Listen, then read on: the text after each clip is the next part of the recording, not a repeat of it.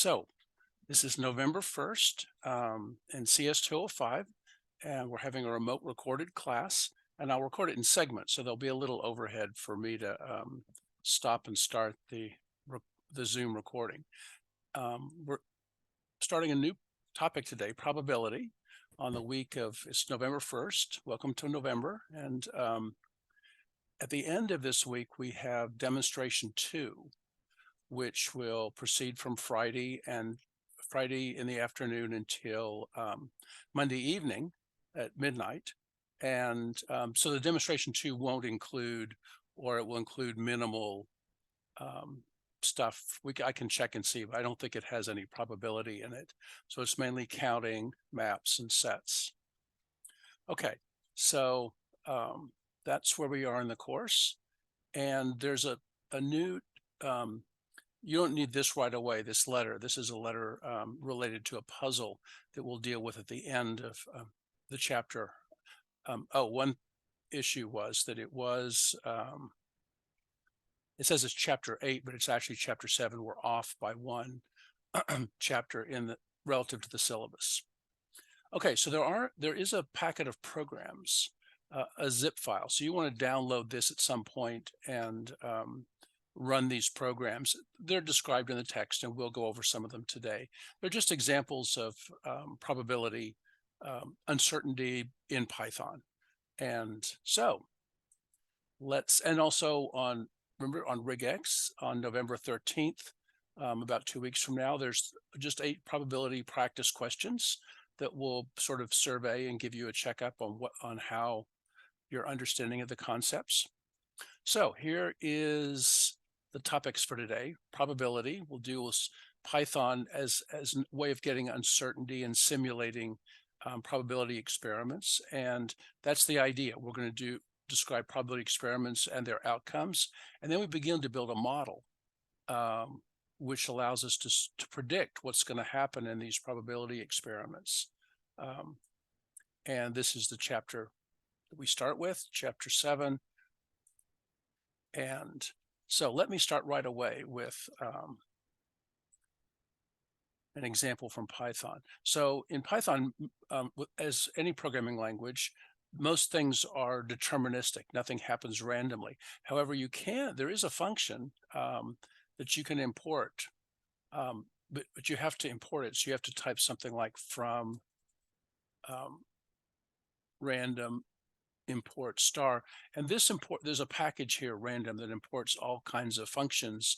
So once you do this, then you have this function randint. Now random integer gives you a random integer between the two numbers here. So if I type randint 1 2, I get 2, then I get 1, then I get 1, then I get 2. So if I keep running this, there's no prediction. There's no certainty. I can't predict what this function is going to return. It's going to return either 1 or 2, and so we don't know what it's going to be. Now you can so this simulates a coin toss.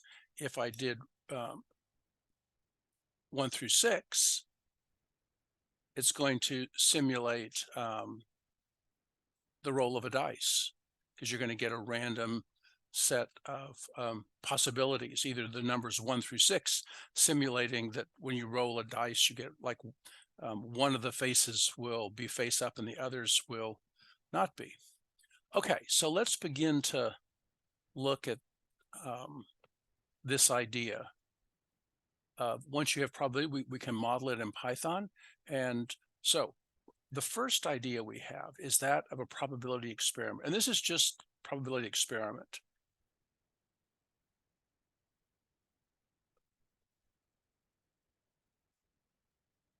This is just a technical term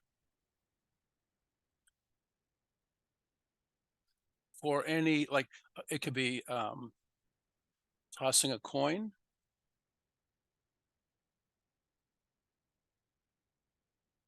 or tossing several coins,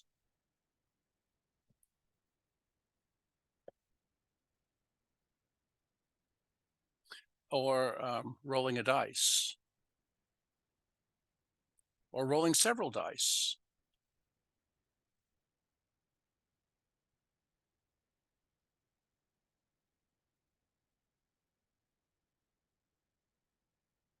or um,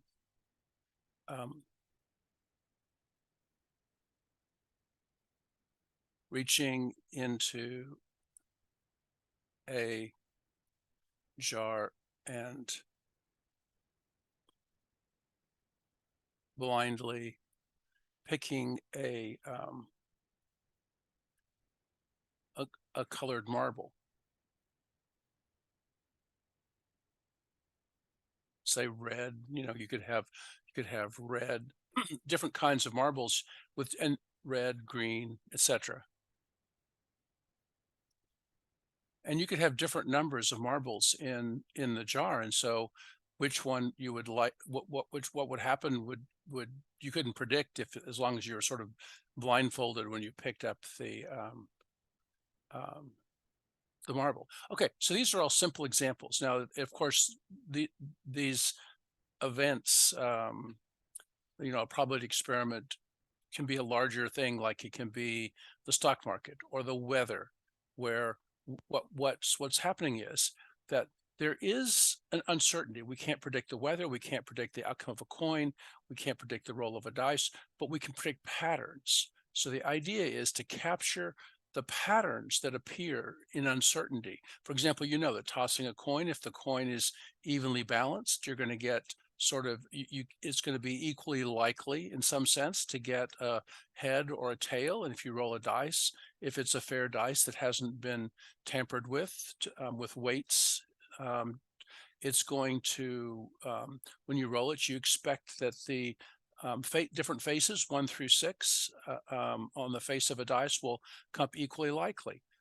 Here, you don't know exactly what to expect, because but you expect there's some connection between, say, the numbers of red and green and different colors of marbles to how likely it is. So if it's like mainly red marbles and only one green one, you expect to get a red one, and vice versa. And so the idea of the whole subject of probability is to give a way to predict and understand these patterns of uncertainty.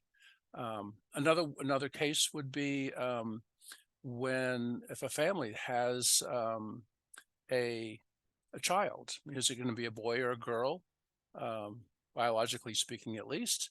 And so and since that isn't quite one half, it isn't quite equally likely. And so that's an interesting thing that you only sort of can tease out from looking at the statistics of what's happening. Now, that you might have had probability in a previous course. Some of you might have had studied in some other course the subject of statistics. Now, statistics is what happens after you've done a probability experiment and you're looking at the data. You may toss a coin 100 times and then look at that to see what happened. Or you may look at the statistics of children that are born to figure out what the likelihood of different things happening is, or likelihood of eye color, or the likelihood of, for cats, different, whether you have like different colors of cats, orange or black and white or white. Okay, so that's the idea of a probability experiment. So now each of these probability experiments is going to be idealized in terms of outcomes.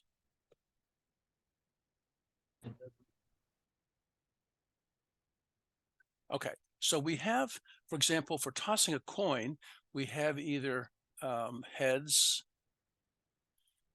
or tails. In other words, that when you toss a coin, it can either land with one side up or the other side up. Now, in reality, you could toss a coin so that it, like, say, leaned against a wall or got stuck in a crack. So we sort of ignore that. We sort of say, okay, well, that's not a valid outcome. So the outcomes are sort of the outcomes for an idealized probability experiment in which only a head or tail can arise. And since we want to talk about these outcomes, we're going to give a name to the outcomes. Like, for example, here we could have heads and tails. So this is a name for you toss a coin and it comes up heads, you toss a coin and it comes up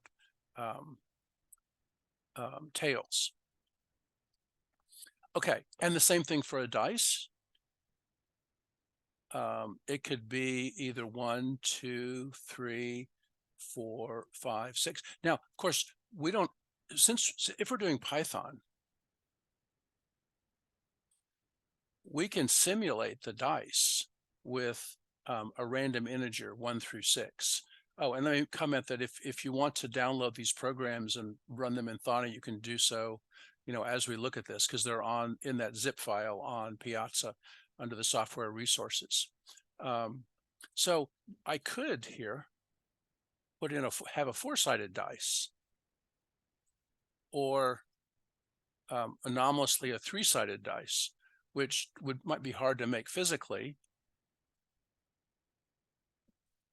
Okay, but that's what we'll do. And so we have these two ideas of an idealized experiment with outcomes to which we have to give names so we can talk about them. Okay, let me